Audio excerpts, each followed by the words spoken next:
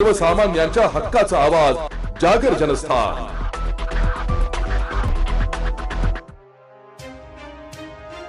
Nashik road Deolali व्यापारी बँकेचा ढोबळ नफा 17 कोटी 70 लाख असल्याची माहिती बँकेचे अध्यक्ष निवृत्ती अरिंगळे यांनी पत्रकार परिषदेत दिली आहे। 31 मार्च अखेर संपलेल्या आर्थिक वर्षात आपले वार्षिक लेखाजोखा पूर्ण करण्यास नेहमीप्रमाणेच अग्रेसर राहत बँकेने 0% NPA सह 17 कोटी 70 लाखांचा ढोबळ नफा व 9 कोटी 6 लाखांचा निव्वळ नफा प्राप्त केलाय। बँकेस IFS कोड सुरू करण्यास RBI ने परवानगी दिली असून एप्रिल अखेर सदर सुविधा कार्यान्वित करण्यात येत आहे। RTG S1N EFT सुविधा अधिक जलद करणे व सुविधा सुरू करणारी आपली बँक उत्तर महाराष्ट्रातील एकमेव नॉन शेड्युलर ऑपरेटिव्ह बँक होईल। बँकेचा स्वतःचा QR code, UPI, SIPS, mobile banking, debit card, digital payment, Bharat bill payment, miss call द्वारा खात्यावरील बॅलन्स चेक करणे, ईमेल स्टेटमेंट या सुविधा देखील ग्राहकांना चालू करण्यात आल्या। बँकेने संपूर्ण डिजिटलायझेशन करून जनमानसात बँकेची प्रतिमा बिंबवण्याचे काम करून mobile banking, mobile recharge, DTH recharge, account statement, fund transfer सुविधा सुरू केल्या आहे। व्यापारी बँक ही 31 शाखाद्वारे आपल्या सर्वांच्या सेवेत असून सर्वांनी बँकेच्या सुविधांचा व कर्ज योजनेचा लाभ घ्यावा असे आवाहन अध्यक्ष निवृत्ती अरिंगळे यांनी केले आहे। यावेळी बँकेचे संचालक दत्ताजी गायकवाड, उपाध्यक्ष कमल आढाव, जनसंपर्क नितीन खोले, प्रकाश घुगे, मनोहर कोरडे, वसंत अरिंगळे, सुनील आडके आदी संचालक उपस्थित होते।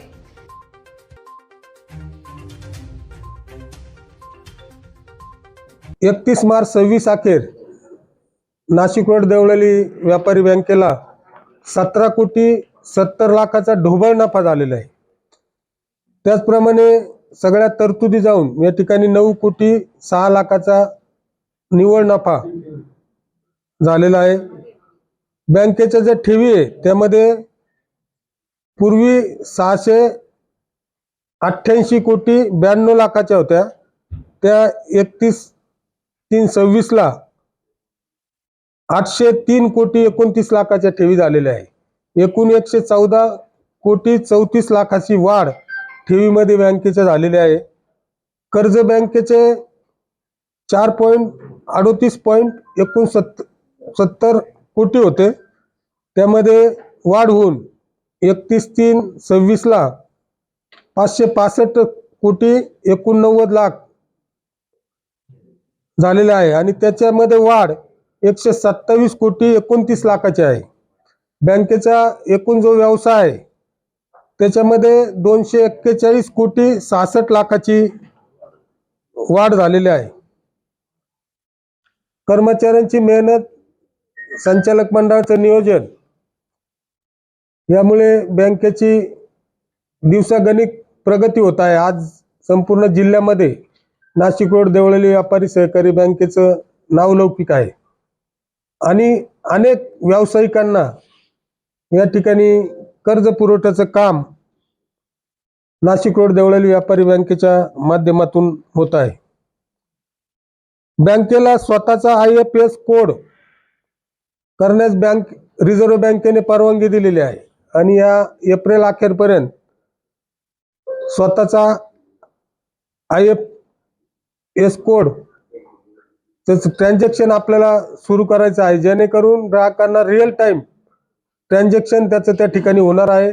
पूर्वी बँकेमार्फत ते होत होतं, परंतु आता रिझर्व्ह बँकेची परवानगी मिळाल्यामुळे त्या ठिकाणी बँकेला स्वतःचा कोड या ठिकाणी मिळालेला आहे।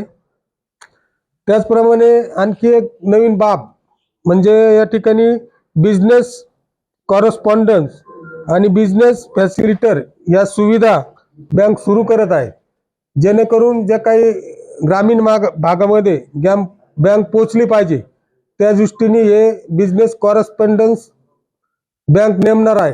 त्या ठिकाणी बँकेचा प्रतिनिधी त्या गावातला असेल किंवा जे काही 10-5 गावं असतील आजूबाजूचे, त्या ठिकाणी तो नेमला जाईल आणि त्याच्या मार्फत बँकेचे व्यवहार केले जातील। लोकांना घरपर्यंत सुविधा या ठिकाणी देण्याचं काम आपल्या बँकेच्या मार्फत या ठिकाणी या वर्षापासून सुरू होणार आहे। त्याचप्रमाणे पंतप्रधानची जी काही सबसिडी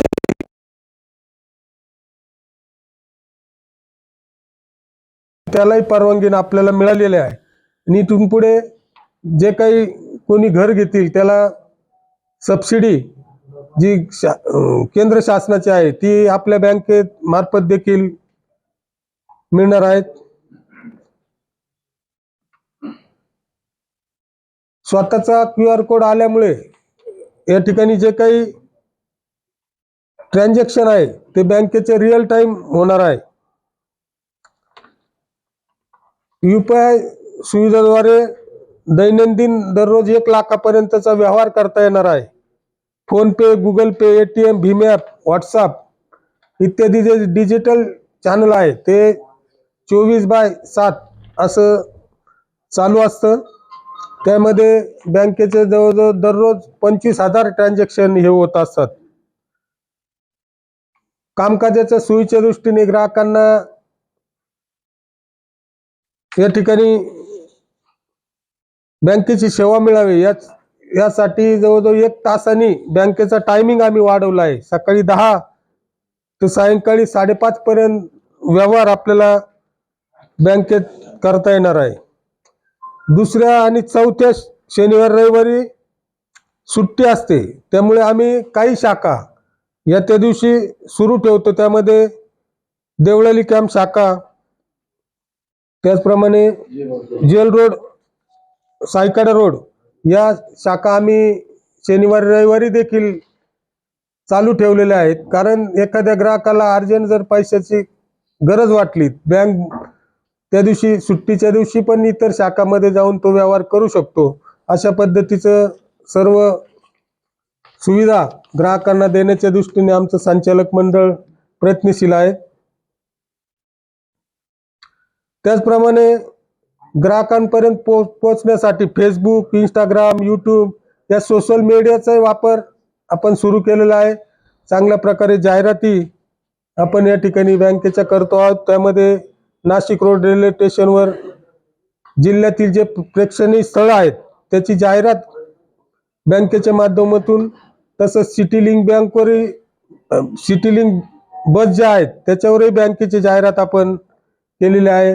रेडिओच्या माध्यमातून बँकेच्या जाहिराती आपण सर्व चॅनलवर करतो आहोत. ज्येष्ठ जे नागरिक आहेत त्यांच्यासाठी एखाद्याला बँकेत येता आलं नाही तरी घरपोच सेवा देण्याचं काम या ठिकाणी बँकेच्या माध्यमातून आपण करतोय.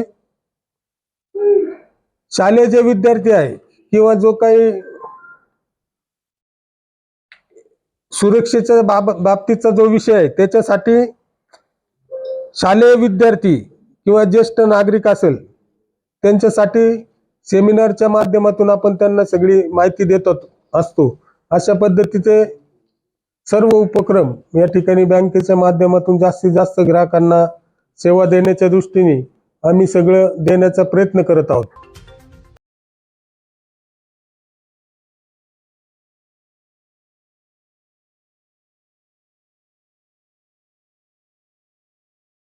यांच्या हक्काचा आवाज जागर जनस्थान.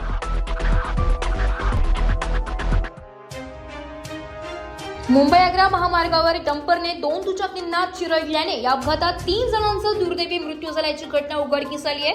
मुंबई आग्रा महामार्गावर नरडाणाजवळ मागून येणाऱ्या डंपरने 2 दुचाकींना चिरडलाय. या अपघातात दुर्दैवी मृत्यू झालेल्यामध्ये काका पुतण्याचा देखील दुर्दैवी मृत्यू झालाय. या संदर्भाची माहिती मिळताच पोलीस पथकासह घटनास्थळी तात्काळ दाखल झाले असून पोलिसांनी तात्काळ डंपर चालकासह डंपर ताब्यात घेतलाय. पुढील कार्यवाही नरडाणा पोलीस व वाहतूक पोलीस करीत असून या अपघातामुळे परिसरात एकच हळहळ व्यक्त केली जात आहे. सध्या या अपघातानंतर व्हिडिओ सोशल मीडियावर व्हायरल होत आहे. जागर जनस्थानसाठी प्रतिनिधी रूपक बिरारी, धुळे.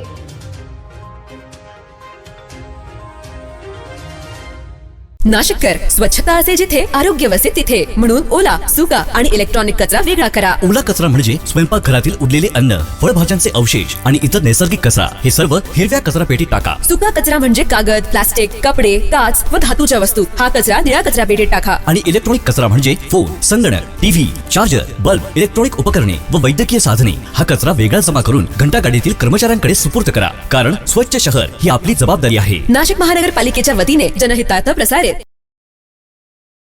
सर्वसामान्यांच्या हक्काचा आवाज जागर जनस्थान।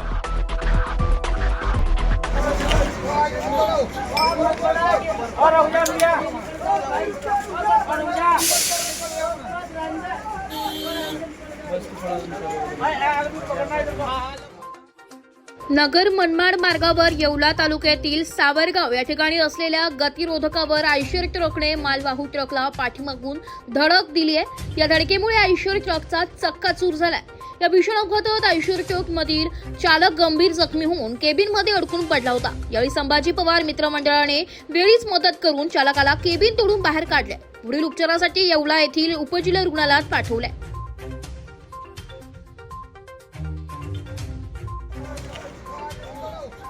जागर जनस्थानसाठी प्रतिनिधी सचिन वखारे, येवला।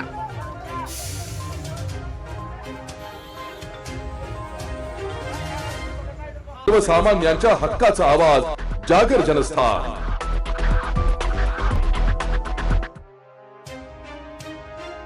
नाशिक जिल्ह्यातील दिंडोरी वन परिक्षेत्रातील चाचह गावातील ऊस शेतात बिबट्याची नवजात पिल्ले आढळून आली आहे। दिंडोरी वन पथकाने धाव घेत पिल्लांना रेस्क्यू केले होते। त्यापैकी एकाची त्वचा पांढरी असल्याचं आढळून आल्याने नाशिक डिव्हिजनच्या पथकाला पाचारण करण्यात आलं। या पथकाने 10 दिवसांच्या 3ही बछड्यांची त्यांच्या आईसोबत पुनर्भेट घडवून आणली। पांढऱ्या त्वचेचा बछडा आढळून येण्याची नाशिकमध्ये पहिलीच घटना आहे। दिंडोरी उपवन परिक्षेत्रातील चाचहगाव शिवारात असलेल्या एका ऊस शेतीमध्ये काही दिवसांपूर्वी 3 नवजात बछडे शेतमजुरांना दिसले होते। वन विभागाला माहिती मिळताच पथकाने 3ही पिल्लांना ताब्यात घेतलं होतं। त्यापैकी एका बछड्याचा रंग पांढरा असल्याचं आढळून आलं। त्याच्या त्वचेवर हलके काळे ठिपके काही ठिकाणी दिसत होते। त्यामुळे वन विभागाने रेस्क्यूच्या पथकाला पाचारण केले। पथकाने TTC मध्ये आणून त्याची वैद्यकीय तपासणी केली असता 10 दिवसांपूर्वी ते जन्माला आल्याचा निष्कर्ष काढण्यात आला। यानंतर सायंकाळी पथक पुन्हा बछड्यांना घेऊन चाचड गावातील ऊस शेतात पोहोचले। जलपथकाने आई आणि बछड्यांची पुन्हा भेट घडविण्यासाठी एका टोपलीच्या खाली पिल्लांना झाकून ठेवलं। परिसरात ट्रॅप कॅमेरेही लावण्यात आले होते। रात्रीच्या वेळी बिबट्या मादीने येऊन 3ही पिल्लांना उभठ्यात धरून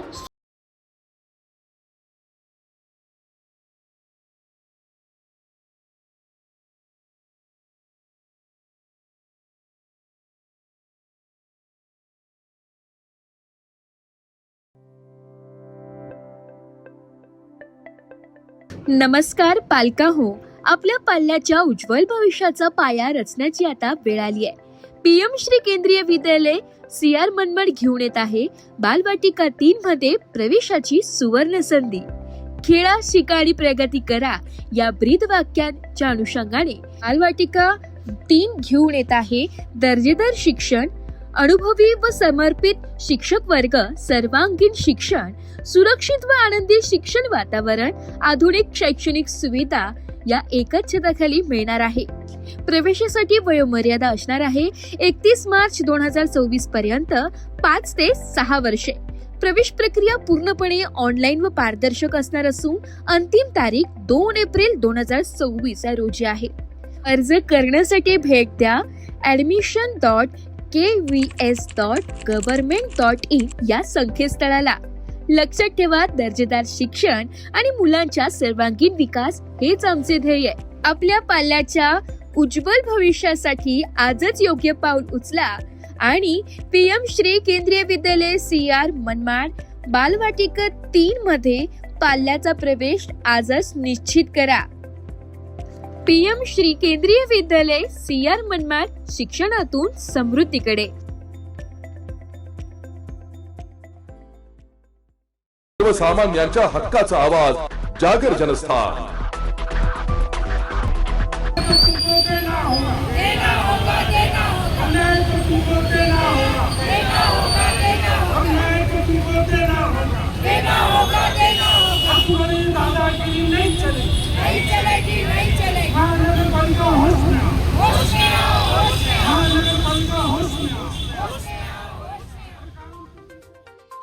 नाशिक शहरात बेकायदेशीररित्या नैसर्गिक नाले बुजवून अनेक ठिकाणी इमारती बांधण्यात आल्या असून नाशिक महानगरपालिकेचे नगररचना आणि अतिक्रमण निर्मूलन विभागाकडून जाणीवपूर्वक डोळेझाक केल्याची धक्कादायक खुलासा आनंद विष्णू गांगुर्डे यांनी प्रसार माध्यमांशी बोलताना केलाय।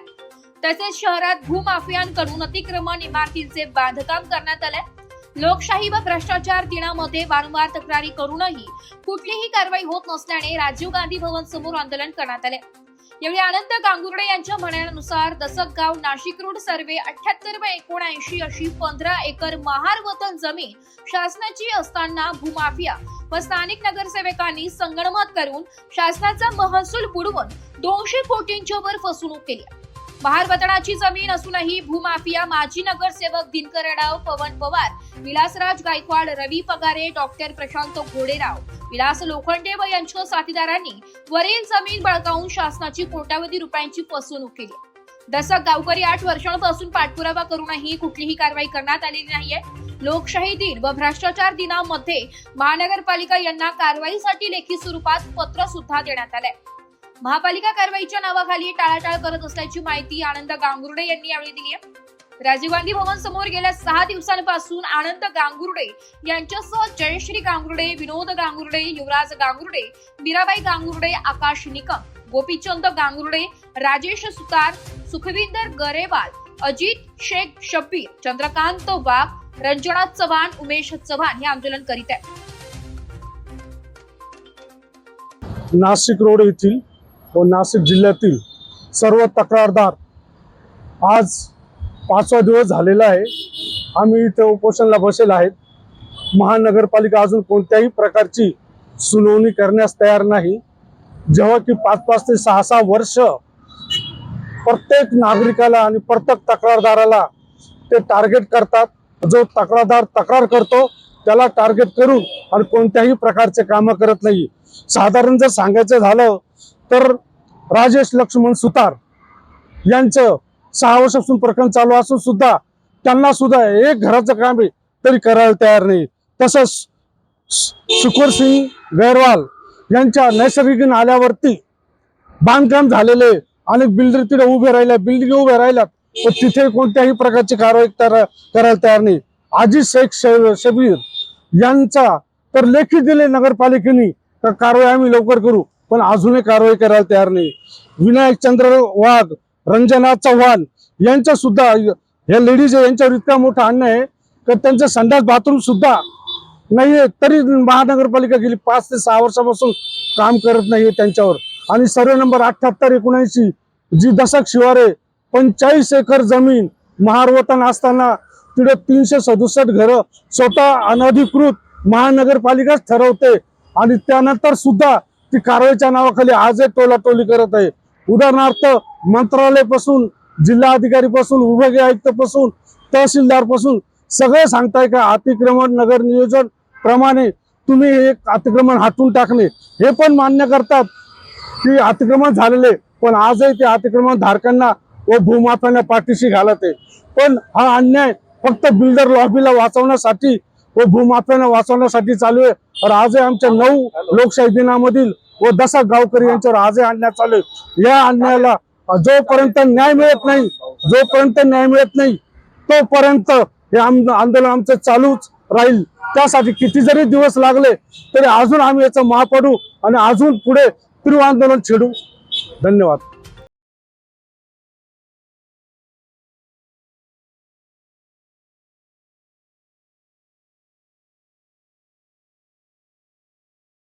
सामान्यांच्या हक्काचा आवाज, जागर जनस्थान।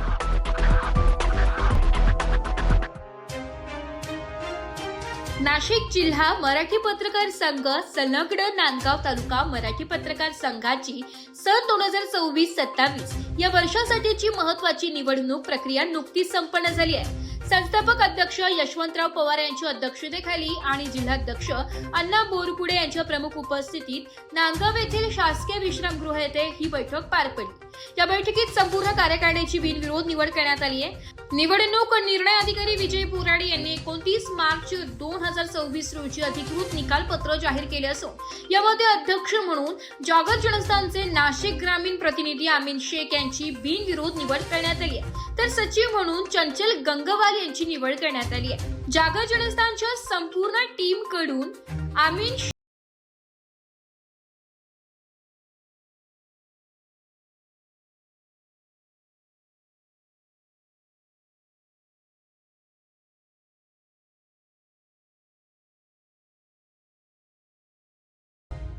एक बात कह दूं, ये वीडियो हर किसी के लिए नहीं है। अगर आप सोचते हैं कि आप YouTube देखकर ट्रेडिंग सीख जाएंगे, तो ऑनेस्टली ये वीडियो आपके लिए नहीं है। ट्रेडिंग सिर्फ एक बाय सेल का गेम नहीं है। यहाँ पर चाहिए डिसिप्लिन, रियल नॉलेज और पेशेंस। आपको नॉलेज रील्स से नहीं, ट्रेनिंग से मिलता है, और हम उन्हीं के लिए हैं जो ट्रेडिंग सीखना चाहते हैं। प्राइस, एक्शन इंडिकेटर और इमोशन कंट्रोल हम आपको सिखाना चाहते हैं। हमारी ट्रेनिंग शुरू होती है सिर्फ 5,000 से। ऑफलाइन और ऑनलाइन दोनों ऑप्शंस में आप ट्रेडिंग सीख सकते हो।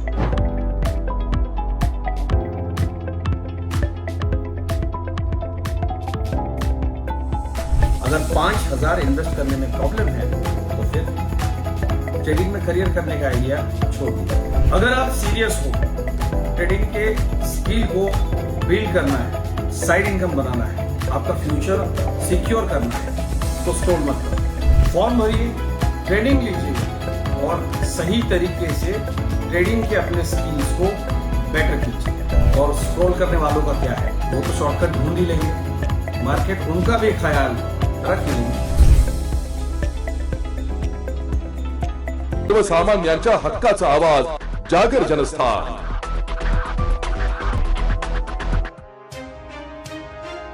मुळे आखाती देशातून भारतात पुरवठा केल्या जाणाऱ्या घरगुती व्यावसायिक गॅस पाठोपाठ आता एलपीजी गॅसची देखील मोठ्या प्रमाणात टंचाई निर्माण झाली। मनमाड शहरात एकमेव असलेला गो गॅस पंप ड्राय झाला असून 1 आठवड्यापासून पंपावर एलपीजी गॅस मिळत नाहीये। त्यामुळे शेकडो वाहनधारकांची गैरसोय झाली असून सर्वात जास्त फटका शाळेय विद्यार्थी सोडणारी रिक्षा व्हॅन आणि स्कूल बसला बसत आहे। काय नाव हो आपलं आणि काय परिस्थिती तुमच्या गॅस पंपावर? मी ऑटो एलपीजी गॅस पंपाचा मॅनेजर अशोक केतू ठाकरे आहे। विद्युतजन्य परिस्थितीमुळे येथील गॅस उपलब्ध होत नाही, त्याच्यामुळे रिक्षावाल्यांचे, शाळेतल्या मुलं वाहणाऱ्या व्हॅनचे आणि इतर साऱ्या प्रायव्हेट गाड्यांचे बरेच हाल होत आहेत। किती दिवसापासून गॅस नाही आपल्याकडे? जवळपास शुक्रवार रात्रीपासून गॅस नाही आपल्याकडे। काय तुम्ही कंपनीकडे मागणी केली? कंपनीकडे मागणी केली आहे। कंपनी बुधवार गुरुवार बोलली होती, पण तसे काही उपलब्धता झालेली नाही कंपनीकडून अजून। दिवसभरात किती वाहनांमध्ये गॅस भरला जातो? 400 ते 500 वाहनांमध्ये गॅस भरला जातो दिवसभर। नाव सांग भाऊ तुझं, काय तिकडे नाव सांग तुझं आणि काय परिस्थिती आहे रिक्षाची? आणि तू? हो, खूप बिकट परिस्थिती आहे आणि आम्हाला गॅस भेटत नाही। खूप अवकाळ आहे आमचं सर्व काही गाडीवरच आहे, त्याच्यामुळे खूप अवकाळ चालू आहे आमच्या रिक्षावाल्यांच्या। किती दिवसापासून गॅस नाही तुम्हाला? आम्हाला 2-4 दिवसापासून गॅस नाही, तर आमच्या गाड्या उभ्या आहे, त्याच्यामुळे खूप हे होतंय, तकलीफ होती।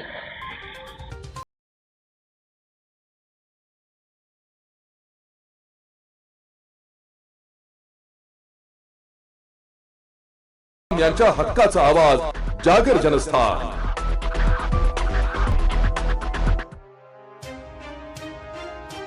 16 मार्च पासून शेतकऱ्यांच्या चालू असलेल्या उपोषणाची दखल घेत प्रशासनाने आज शेतकऱ्यांच्या बाजूने निकाल देऊन 150 वर्ष जुना वहिवाटीचा रस्ता उपोषणकर्त्या शेतकऱ्यांच्या हक्काचा असल्याचं सिद्ध केलंय।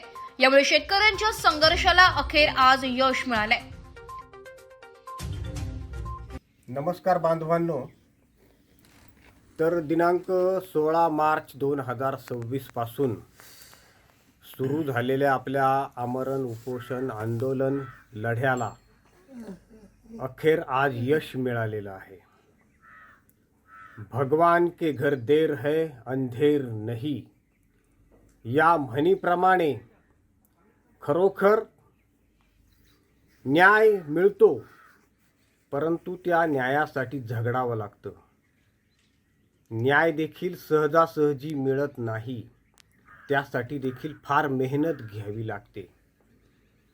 गेल्या 6 वर्षांपासून आम्ही शेतकरी बांधव ज्या हालापेष्टा सहन करत होतो, त्या हालापेष्टांना अखेर सरकारने दाद दिली आणि आमचा वहिवाटी रस्ता, आमचा हक्काचा, न्याय हक्काचा रस्ता खुला करण्याचा आज आदेश दिलेला आहे। तो आदेश मी आपल्याला आज वाचून दाखवतो। यामध्ये आदेश म्हटलेले तस आपलं उपजिल्हाधिकारी महेश जमदाडे साहेब यांनी ते म्हणताय की अर्जदार यांचा आदेश मंजूर करण्यात येत आहे. तहसीलदार सिन्नर यांचा आदेश वहिवाट क्रमांक 6622 EQJ नंबर 66/2022 दिनांक 1/6/2023 रद्द करण्यात येत आहे. म्हणजे यापूर्वी 2023 मध्ये तहसीलदार साहेबांनी जो निर्णय दिलेला होता तो चुकीचा ठरवून उपजिल्हाधिकारी साहेबांनी तो रद्द केलेला आहे. त्यानंतर त्यांनी म्हटलेले आहे की अडवणूक केलेला वहिवाट रस्ता खुला करून देण्यासाठी तहसीलदार सिन्नर यांनी मामलेदार कोर्ट ॲक्ट 1906च्या कलम 21(1) नुसार तात्काळ कार्यवाही करावी. खर्चाबाबत आदेश नाहीत, निकाल पक्षकारांना स्वतंत्रपणे कळवण्यात यावा. अशा प्रकारे उपजिल्हाधिकारी माननीय महेश जमदाडे साहेब यांनी अखेर आपली सत्याची बाजू विचारात घेतली आणि आपल्याला आज न्याय दिलेला आहे. मी न्यायदेवतेचे शतशः आभार मानतो. खरोखर कायद्यावर आणि न्यायव्यवस्थेवर आमचा विश्वास आहे. परंतु आजकाल काही लोक चुकीचे खोटे पुरावे सादर करून न्याय देवतेची सुद्धा दिशाभूल करतं आणि पर्यायाने काय होतं की जो न्याय 2 दिवसात मिळणं आवश्यक असतं, अपेक्षित असतं, त्याला कदाचित वर्षानुवर्ष सुद्धा लागतात आणि अशीच परिस्थिती आमची झालेली आहे.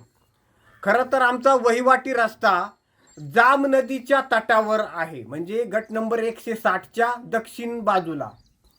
परंतु सामनेवाला जो आहे त्याने काय केलं की चुकीचा नकाशा बनवला आणि त्या नकाशात असं दाखवलं की आमचा 160, 158 आणि 159 गट नंबरसाठी असलेला रस्ता उत्तर बाजूला आहे. आता उत्तर बाजूला दाखवताना त्यांनी काय केलं की उत्तर बाजूला खऱ्या अर्थाने रस्ता नसून तिथं आहे ओढा, परंतु त्या ओढ्याच्या सिम्बॉलला त्यांनी रस्त्याचं सिम्बॉल दाखवून अशा पद्धतीने खोटा नकाशा बनवला. अर्थात ही जी लढाई आहे आमची, ही लढाई व्यक्तिगत फक्त आमच्या 3 गट नंबर पुरती नाही आहे. ही लढाई म्हणजे एक सामाजिक चळवळ आहे.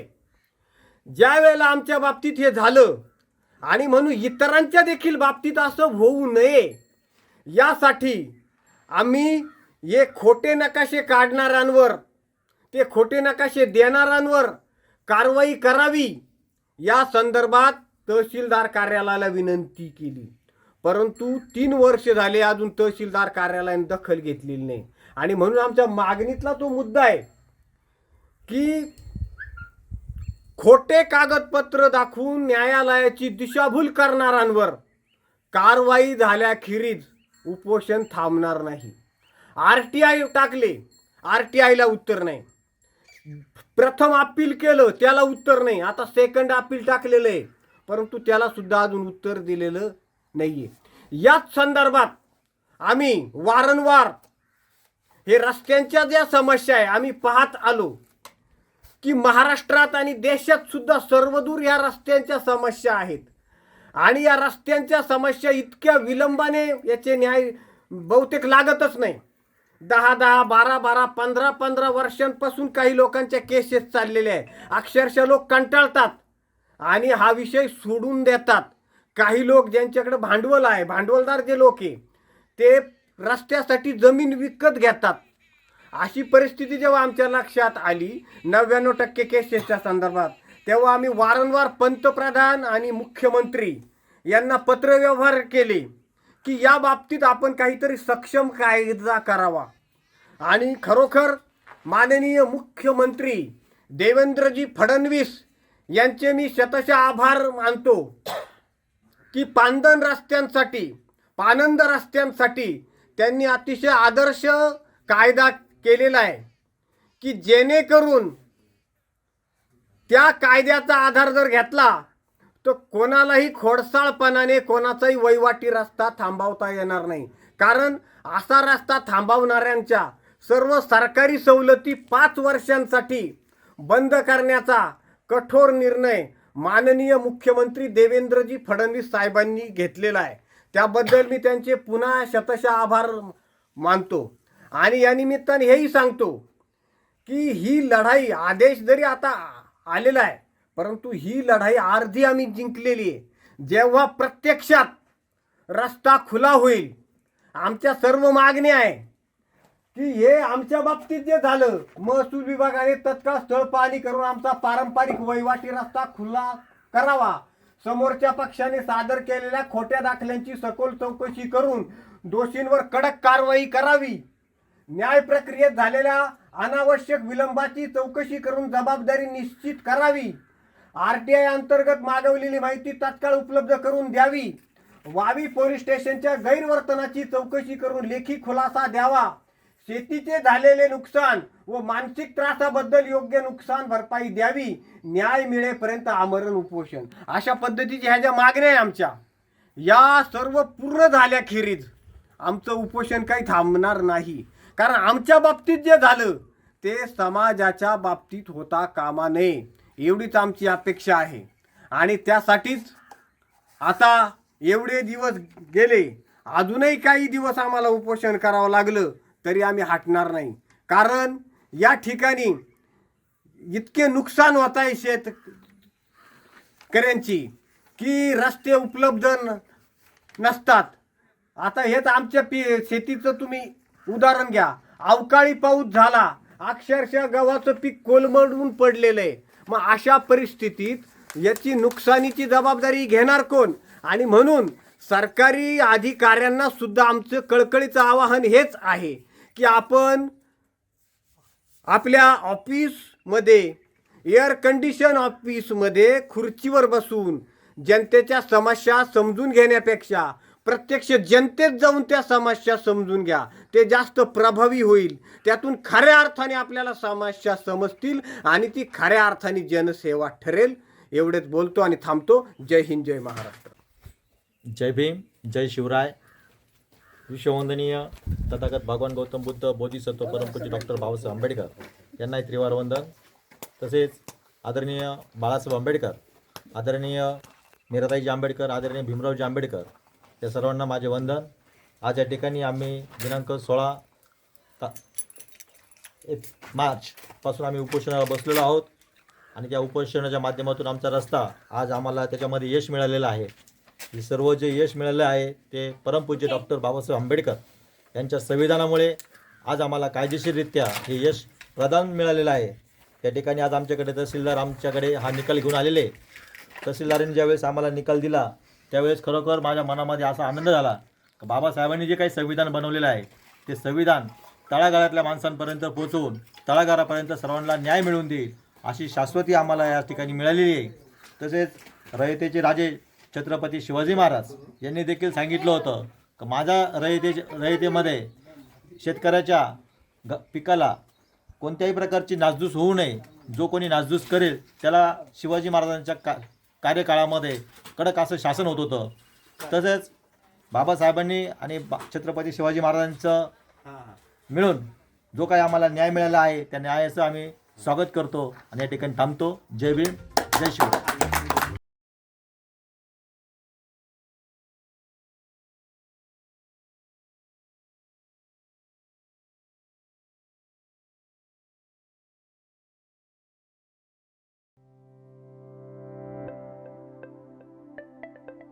नमस्कार पालकाहो, आपल्या पाल्याच्या उज्ज्वल भविष्याचा पाया रचण्याची आता वेळ आली आहे. PM श्री केंद्रीय विद्यालय CR मनमाड घेऊन येत आहे बालवाटिका 3 मध्ये प्रवेशाची सुवर्ण संधी. खेळा, शिका आणि प्रगती करा या ब्रीद वाक्यांच्या अनुषंगाने बालवाटिका 3 घेऊन येत आहे दर्जेदार शिक्षण, अनुभवी व समर्पित शिक्षक वर्ग, सर्वांगीण शिक्षण, सुरक्षित व आनंदी शिक्षण वातावरण, आधुनिक शैक्षणिक सुविधा या एकच छताखाली मिळणार आहे. प्रवेशासाठी वयोमर्यादा असणार आहे 31 मार्च 2024 पर्यंत 5 ते 6 वर्षे. प्रवेश प्रक्रिया पूर्णपणे ऑनलाईन व पारदर्शक असणार असून अंतिम तारीख 2 एप्रिल 2024 रोजी आहे. अर्ज करण्यासाठी भेट द्या admission.kvs.government.in या संकेतस्थळाला. लक्षात ठेवा, दर्जेदार शिक्षण आणि मुलांच्या सर्वांगीण विकास हेच आमचे ध्येय आहे. आपल्या पाल्याच्या उज्ज्वल भविष्यासाठी आजच योग्य पाऊल उचला आणि PM श्री केंद्रीय विद्यालय CR मनमाड बालवाटिका 3 मध्ये पाल्याचा प्रवेश आजच निश्चित करा. PM श्री केंद्रीय विद्यालय CR मनमाड, शिक्षणातून समृद्धीकडे.